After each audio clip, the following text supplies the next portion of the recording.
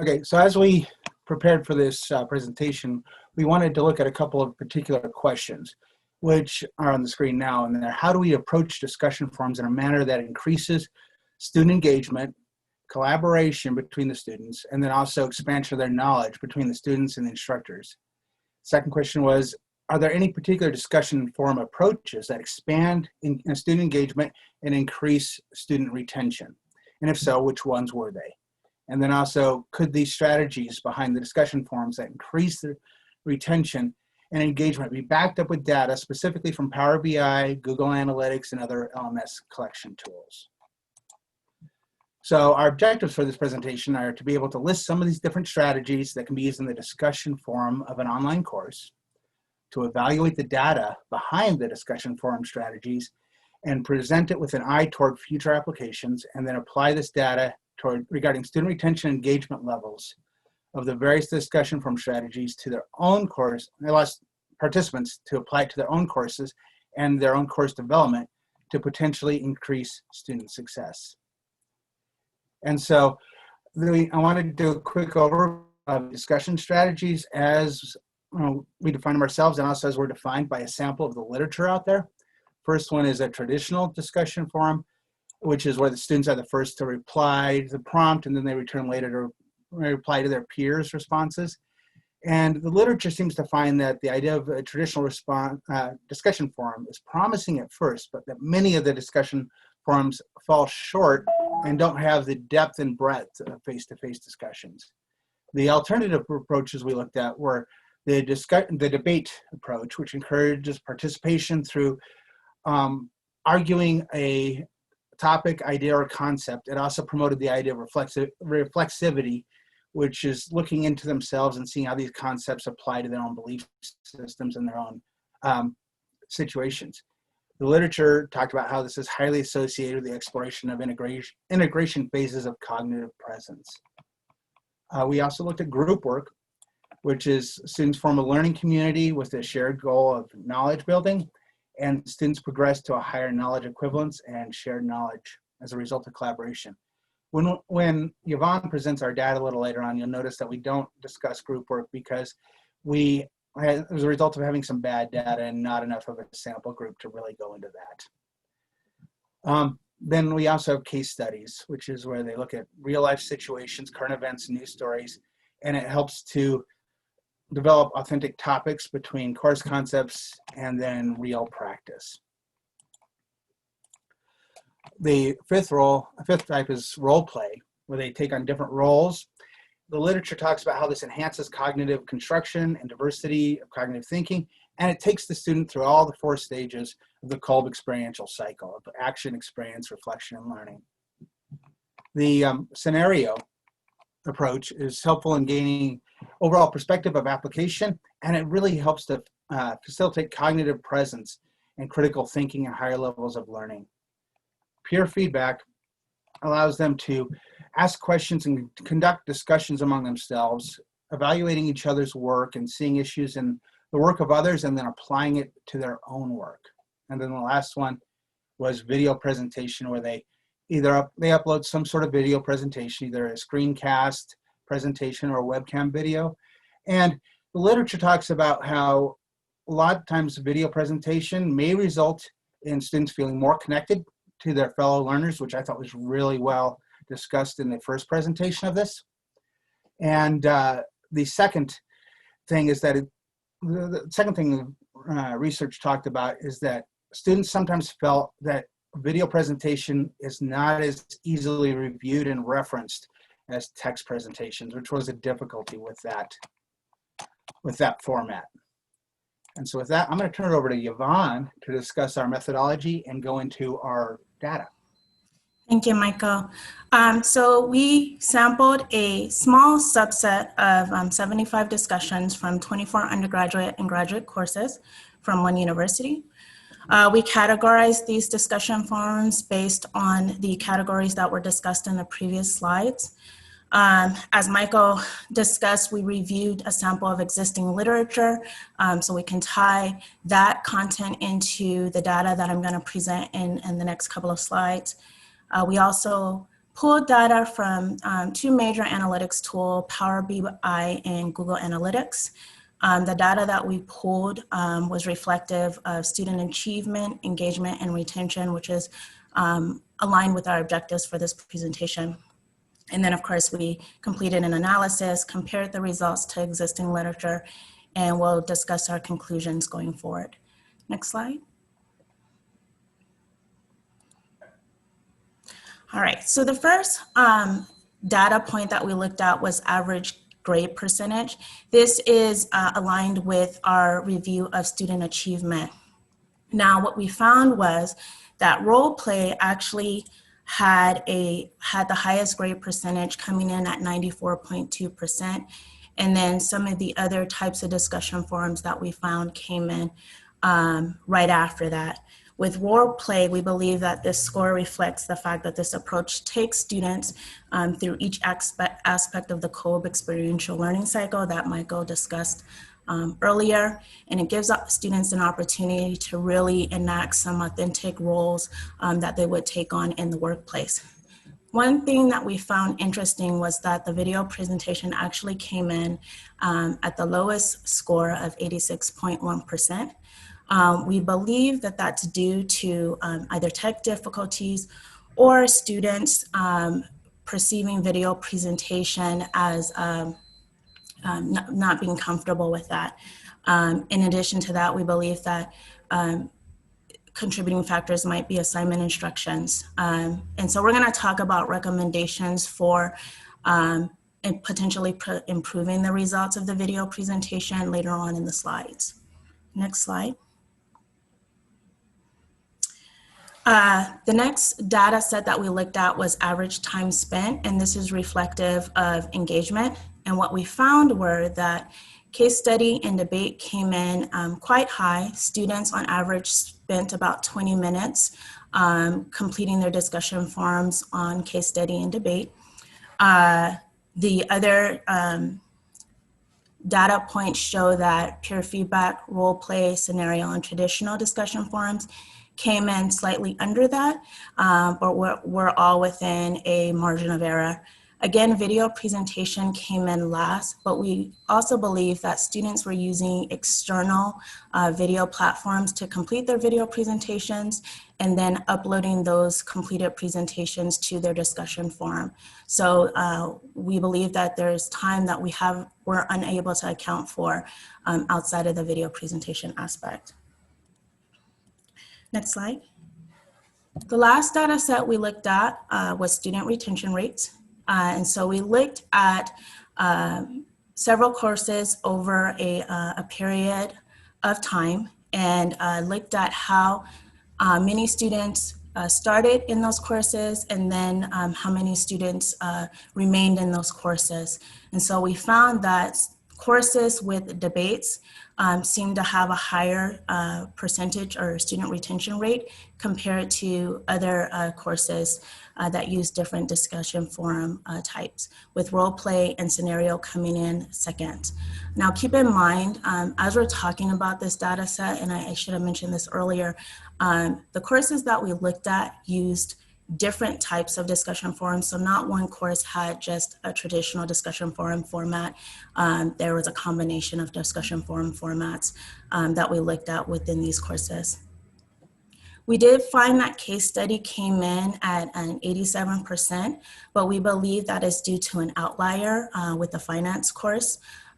If you remove that finance course from the data set that we looked at, case study actually increases to 93% retention rate. Next slide. This slide just kind of compares all of the different data points that we looked at. We're not going to spend too much time on this slide, but we would definitely like to provide the PowerPoint at a later time so that you can look at this slide at your leisure. Next slide. All right, so our data results. We kind of broke this data set up into highest achievement, engagement, and retention. So what we recommend is that if students are, or if faculty are looking for students to increase achievement and engagement, we recommend the use of case study, debate, and role play. The data also shows highest achievement and lowest engagement. Peer feedback and scenario come in for that one. And the reason why we looked at lowest engagement is because if we're looking to help students prevent cognitive load, this might be an option for you. Highest achievement and student retention, we found that debate, scenario, and role play came in at the highest for these two categories. And then finally, overall, we found that debate, role play, and scenario came in at the highest, covering all three areas: student achievement, student retention, and lowest engagement. Highest engagement. And so now I'm going to turn it over to Michael to talk about recommendations based on these results. Yes, so when we take a look at all this information, the existing literature that we sampled and the data that we pulled on these courses, we come up with a variety of recommendations for discussion strategies. First of all, under our general recommendations is to use a variety of strategies in each course. Don't just pick out one, or say role play or debate or scenario and do that, but to use a variety of strategies and traditional. We also encourage traditional. But then also to use higher levels of Bloom's verbs during the discussions.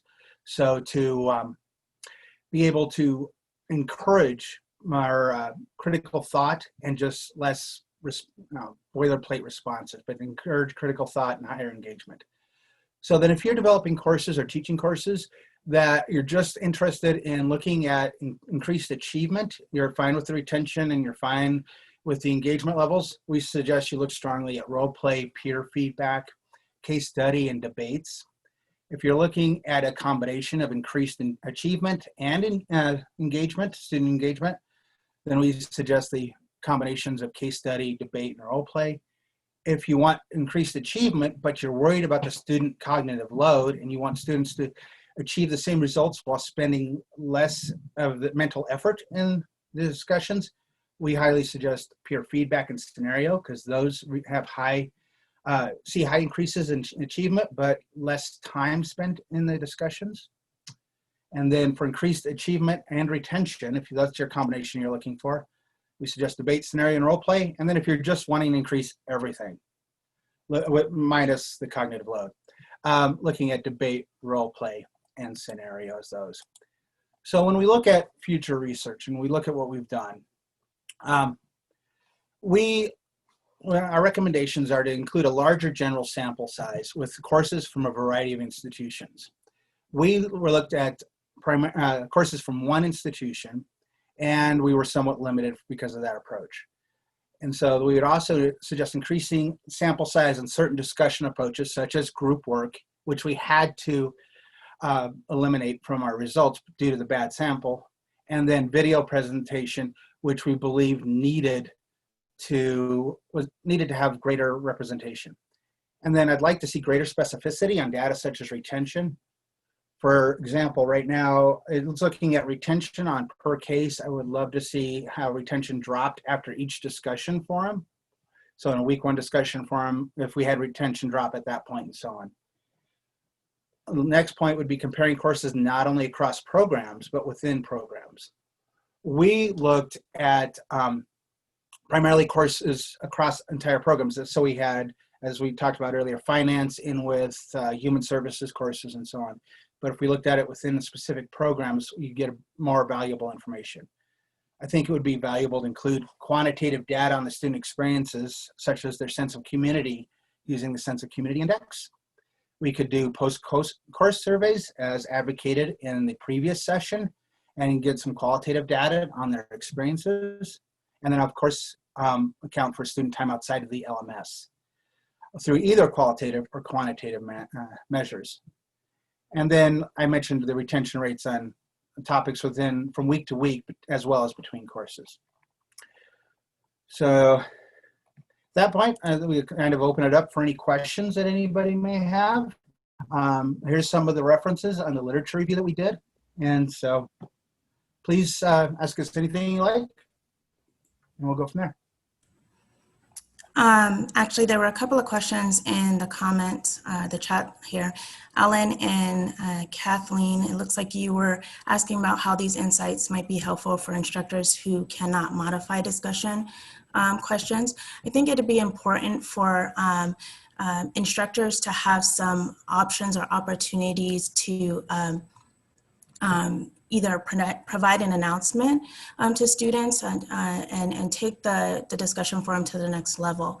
So one thing we could potentially do is provide resources to instructors where they'll be able to clearly outline and modify the discussion forums through instructions to their students posted in the discussion forum. So let's say it's a traditional discussion forum, but they want to create it or make it as a debate. Hey student, why not divide the group up between students and ask them to take one side of the prompt and discuss it that way, and the students on the other side discuss it the other option of the prompt. So I think it's just providing those additional resources to instructors to be able to help them modify without technically modifying the discussion forum. I hope that answers your question in a long-winded way. Yeah, to follow up a little bit on that, yeah, Kathleen, you mentioned you don't have the authority to make changes, but if you were to do an initial post saying that you wanted to kind of steer it in a direction, say you wanted to do a debate, you could say, in your initial post, say, approach this topic, whatever the discussion topic is, by each of you taking a side or something like that. See, so in that sense, you're not officially modifying the discussion, but you're guiding it. And that's one thing that we discovered in our research, is that instructor feedback is extremely valuable in providing guidance and support to students. And so you can provide that guidance to getting it to, if you wanted to do role play, you could do that in that first post. Any other questions? Michael, I have a question actually, based off of your earlier response. Yes, so Charles. You mentioned that instructor feedback was extremely helpful. In your review, were you able to track in any way how often an instructor was that first posting to set the tone? Did you look at anything like that? Because what you brought up for associate faculty, that'd be actually really great for them to be able to know that initial posting allows them to kind of steer the discussion in a method that they're really comfortable with. Yeah, I think, and Yvonne, feel free to jump in because you've done a lot of research on this topic as well. But yeah, the research that I've done, while I didn't look specifically at that question, does support the fact that, instructors doing an initial first post to kind of set that tone, first of all, it helps the students to feel more engaged with it, like the faculty member is actually involved and it's a real life thing rather than a static discussion. Plus, it also did result in students feeling a higher level of support and guidance. So yeah, I did see that in my research. How about you? I would agree with that. The research that I did, while we didn't actually look specifically at this data, for this data set, I did look at some data on that and did find that there was a correlation between students' success, motivation, and comfortability when they felt supported by their instructors, and that additional guidance was provided there to students. One of the interesting things we came across was the difference between faculty feedback and student feedback and how it's perceived by the student. Faculty feedback is largely perceived as being supportive and guiding, while the peer feedback is more often used to actually construct knowledge rather than seek support and comfort, for lack of a better word. Yeah, I would agree with that. Students also, just in brief research that I've done, it seems that students are more apt to really be engaged and increase the quality of their discussion prompts when they know that their peers are going to be providing feedback on that content. So combining that with the instructor support and guidance, I think we'll see, increased student engagement, retention, and achievement.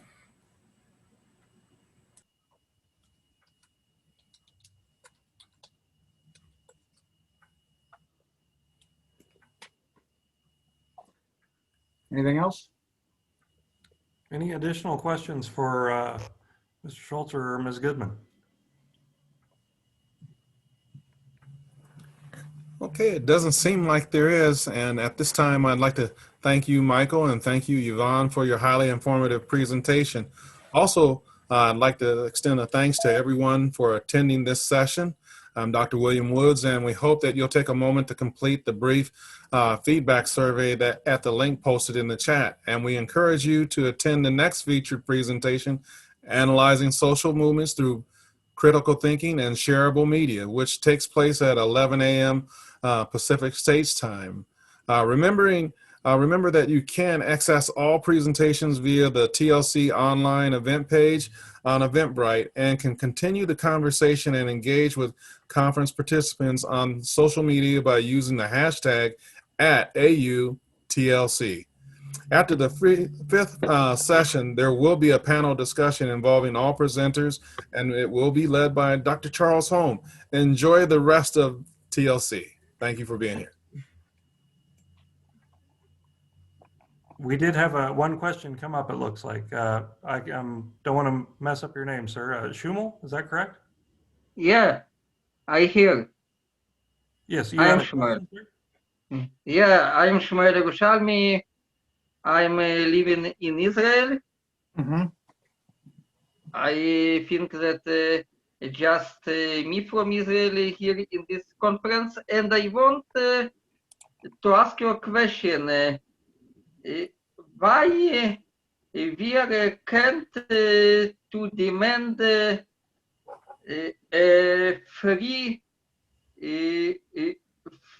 free studying in a university without feel because according to my opinion free studying can to encourage motivation of students to study and to continue to learn in university and to continue to career and to advance in to professional advancing after ending of education in a university. Thank you for the question. Michael, did you understand the question? I'm not sure. It sounds like you might be asking about motivation out after university, after the course. Yeah. I meaning to say that we need to cancel a fee to university and to become studying in university to free from pay, and this can to encourage students to study and to advance and to build a career. Well, if you're asking what I think you're asking about, which is, like I say, about motivation outside of the classroom and to continuing on with these topics, I would say that if you look at the sense of community, and that talks about them being able to relate the topics to real life situations. A lot of the research that I've come across has indicated that if students can take the material that they're learning and apply it to their real life situations and their real world situations, they're more likely to apply it outside of the classroom, to continue that learning on. And so in that case, I would probably focus on the approaches that would support that. And those would be, without having my PowerPoint up in front of me, probably role playing would be strong, scenario would probably be strong, debate would probably be pretty good as well for applying real life situations, authentic situations to their learning, and then them seeing how they can apply it outside of the classroom. I hope that answers your question. I would agree with that. These type of discussion forums that we discuss, if you look at it, students, you can develop these discussion forums to allow students the opportunity to build skills that they're going to need in real life situations in the workplace. And just even in just my brief research, that's what employers are looking for. They're looking for students to be able to exit the university, wherever they are attending, with those skills to be able to perform in the workplace. So, and I think the content we provided kind of aligns with that, if that answers your question.